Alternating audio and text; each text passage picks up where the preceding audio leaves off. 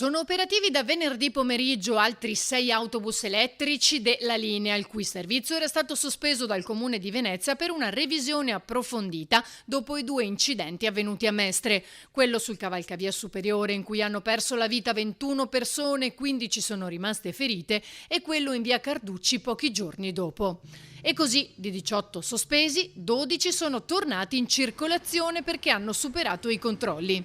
Ne restano 6 a dover superare questa revisione, dopodiché potranno tornare su strada insieme agli altri. Intanto è attesa per l'esito della perizia sulla scatola nera dell'autobus precipitato dal cavalcavia, affidata all'ingegner Chemello, e per l'esame più approfondito disposto dalla Procura di Venezia sul cuore dell'autista Alberto Rizzotto. Oltre a questo si attendono anche le valutazioni del superperito, l'ingegner Placido Migliorino, che mercoledì scorso ha effettuato il sopralluogo sul cavalcavia e nell'area dove si trova la carcassa del mezzo, all'ex deposito di via Torino a Mestre, oltre a quello che sarà effettuato tra una decina di giorni, giovedì 9 novembre.